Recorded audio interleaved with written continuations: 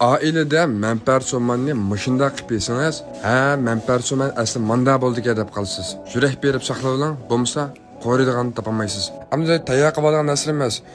Go'sht, ko'k qizil laza, basay, sinjan samsaq, bosh piyaz, uning keyindan pomidor. Qozonga muvofiq miqdorda may qo'yib, tayyor qilib olgan go'shtimizni solamiz. Go'shtimizni taxminan 1 minut qo'rgandan keyin, uning keyindan muvofiq miqdorda tuz solamiz. Ya'ni umumiy qo'yadigan suyimizning avvalo qarta. Uning keyindan oz miqdorda jon yo'qiymiz. Keyinidan mush holatda yana 2 minut qo'raymiz. Uning keyindan tayyor qilib olgan sinjan, samsaq, bosh piyozni solamiz. Buni 15-20 sekund qo'rgandan keyin muvofiq miqdorda uydatga lozjan bo'lsin bo'ladi, bazani lozjan bo'lsin bo'ladi. Keyindan darmon qo'shdi intayin oz miqdorda oqmosh, oz miqdorda xojofin. Uning keyindan tayyor qilib olgan pomidorni solamiz. Pomidorni solib 15 sekund qo'rgandan keyin tayyor qilib olgan basimizni solib 40 sekund atrofida qo'raymiz.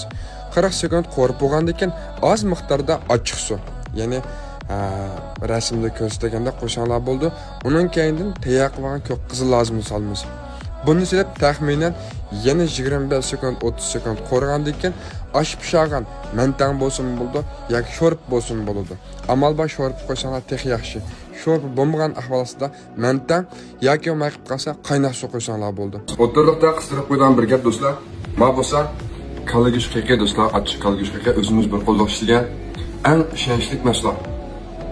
Bolalar oliy maktabda o'qiyotgan ishkirdagi do'st birodarlarga avatadiganlarga, bolalarga avatadigan intay maskulda chunqum bo'lgan qo'lda har birisi 300 gram, ichidan 100 gram chiqadi. Kalgishi mushtaqa gamloq go'shtni qalam shakl to'g'rab tayyor qilib olgan do'stlar bo'lsa, xo'sh baysi biz olgandan keyin olmiz deb yozib qo'yinglar ayrim xonamga yoki maqasa undilarnimi yoki telefon numarasi bo'ldi. To'g'ri go'shtimiz bor. Aç to'g'ri go'sht do'stlar. Bu intayni ishlik ham achchiq. Bunun bahsi 29 kun, bunun o'xshash 300 gram chiqadi. Shunday chiqarib buni qo'yib bo'lgandan keyin muvofiq miqdorda qo'yamiz. 2,5 cho'mich, 3 cho'mich atrofida qo'ysak bo'ldi. Uning keyindan oz miqdorda jijin bilan bejin.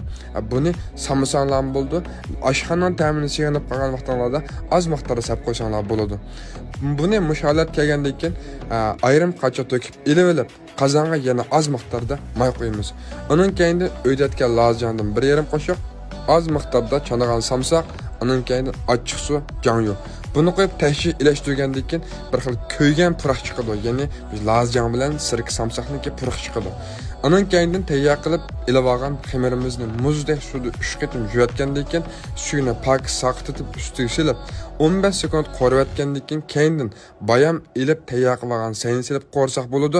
Cho'qim yurak berib saqlab bilan bo'lmasa qo'radigan vaqtda bo'lmay qolsiz.